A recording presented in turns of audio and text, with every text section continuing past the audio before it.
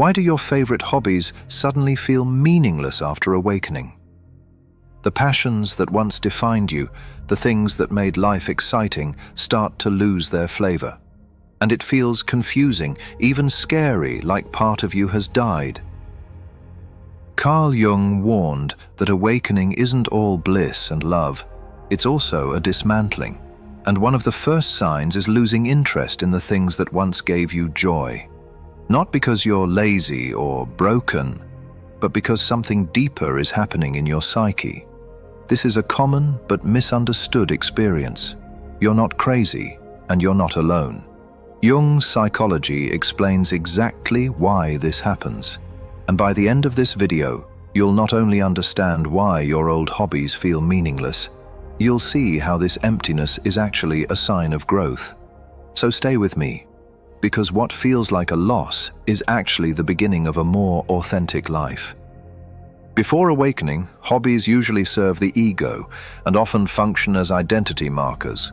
The gamer, the artist, the musician, the athlete. Your hobby becomes part of the mask you wear, the persona, as Jung called it. Think about it.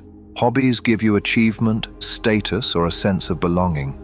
They can be ways to distract yourself from stress or to prove your worth to others. That's why they feel so exciting in the ego phase, because they reinforce your sense of me. But awakening cracks that mask. Suddenly, the old motivation doesn't work anymore. Winning a game, posting a painting on social media, or even writing a song doesn't feel as fulfilling. Because the part of you that cared so much, the ego identity, has started dissolving. That loss of motivation isn't a mistake. It's a sign that your psyche is shifting. What once fueled your ego no longer feeds your soul. So if the ego-driven hobbies no longer hold meaning, what comes next? This is where Jung's insight gets fascinating. He said awakening is a confrontation with the self, the deeper core of who you are, and when that self begins to surface, it reorders everything. This is why your old values start to collapse. Goals that once made sense, winning, achieving, collecting, competing, suddenly feel like chasing smoke, because your psyche has shifted its focus from the persona to the self. Before awakening, your pleasures were tied to external rewards, getting recognition, feeling productive, and stacking achievements.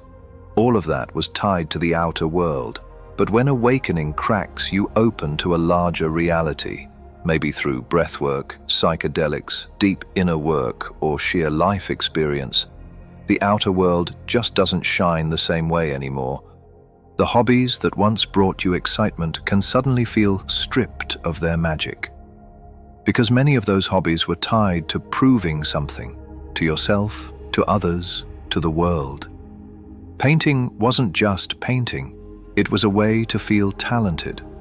Gaming wasn't just fun, it was a way to feel accomplished. Shopping wasn't just shopping, it was a way to feel worthy, stylish, or enough. But after awakening, when the mask of persona begins to fall, you realize you don't have to prove anything anymore. The drive to seek validation through hobbies collapses. What once felt like nourishment now feels like performance, and the moment you no longer need to be seen as the gamer, the artist, or the achiever, the fuel behind those activities evaporates. This isn't loss, it's liberation. It means your soul is no longer content with chasing recognition or building identity through hobbies. Instead, it's turning inward, searching for meaning beyond performance.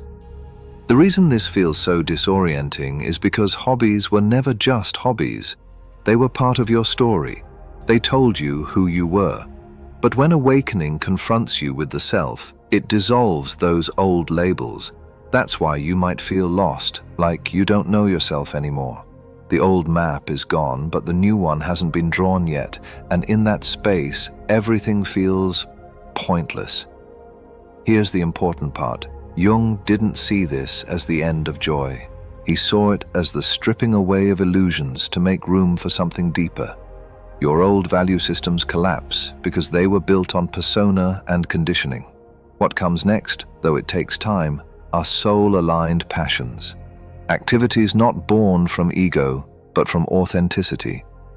And yes, there is a void in between, a silence, a strange nothingness where things that once mattered now feel empty. But that void has a purpose.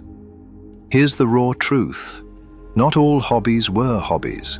Some were escapes. Maybe you painted to avoid loneliness. Maybe you gamed to silence anxiety.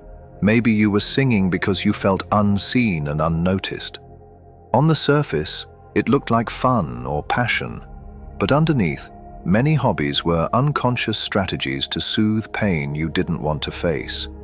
Carl Jung called this the shadow, those hidden wounds, fears, and emotions we bury because they don't fit the version of ourselves we want to believe in. And here's what awakening does. It pulls that shadow out of hiding. Suddenly, the hobby you once relied on doesn't give the same relief. Because it was never really about the hobby. It was about avoiding the feelings underneath. So when awakening happens, the psyche starts dismantling these distractions. It's like your soul saying, "No more band-aids, face the wound." That's why you lose interest. Not because you're bored of your passions, but because the passions were serving as masks. When the mask falls, the coping mechanism fails. And that can feel brutal. Suddenly, you can't run from your shadow. You have to sit with it. This stage can feel depressing, even hopeless. People often say, "I don't enjoy anything anymore. What's wrong with me?" But Jungian psychology says, nothing's wrong. In fact, this is a breakthrough, because for the first time, you're meeting yourself without distraction. You're no longer hiding behind endless activity. You're seeing the loneliness, the fear, the grief, the longing, and while it hurts, it's also profoundly healing. By sitting with the shadow, instead of painting over it, you begin to integrate it. You learn that loneliness isn't a death sentence. It's a doorway to self-connection. Fear isn't a weakness. It's a signal to be honored. Grief isn't a curse. It's a teacher. Losing your old escapes feels like losing part of yourself. But really, it's losing the veil. And here's where it gets even deeper. This stage of losing your hobbies, facing the void, and meeting your shadow isn't just a detour. It's part of what mystics call the dark night of the soul. The dark night is not about despair for despair's sake. It's about dismantling the illusions that once structured your life. Jung would say it's the collapse of the old psychic order. The things that gave you meaning, your hobbies, goals, pleasures, suddenly fall apart. And at first it feels like a kind of death. You wake up one morning and the spark is gone. Music feels like noise.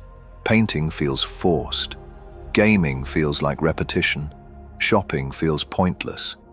Even life itself seems stripped of color. But here's the secret. This death of meaning isn't an ending at all. It's a sacred transition. When the old self dissolves, the psyche enters a liminal space, caught between who you were and who you're becoming. The hobbies belonged to the old you. They were tied to the persona, the mask. And when that mask falls, they no longer fit. That's why everything feels dead. It's not because life has no meaning, it's because the old meaning system has collapsed.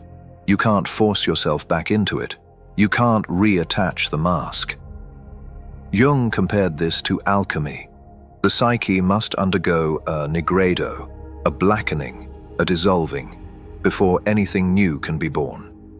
The dark night is the psychological nigredo, the burning away of what no longer serves so that new gold can emerge. As painful as it feels, this void has a function. It strips away false motivations. It forces you to sit with silence, with emptiness, with nothing to prove and nothing to hide behind. It teaches you that you are not your hobbies. You are not your achievements. You are not the roles you've played. When everything external loses meaning, you are invited to touch something deeper, the ground of being itself. The self, as Jung would call it. Not the ego self that needs validation, but the deeper self that simply is. And from that ground, new forms of meaning eventually sprout. But this time, they're not ego-driven, they're soul-driven. Jung called this process individuation, becoming your true self, whole and undivided. Losing your old hobbies is not the end of creativity. It's the clearing of the field so that authentic creativity can grow. Maybe painting comes back, not as a way to prove your talent, but as meditation. Maybe music returns, not to show off, but to express your soul. Maybe new passions appear, gardening, writing, walking in nature, that you never expected. These aren't hobbies in the old sense.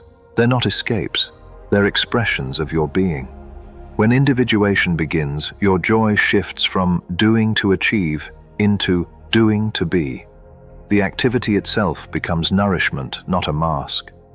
So what would Jung suggest if you're here, stuck in the void, grieving your lost passions? Be patient with the void.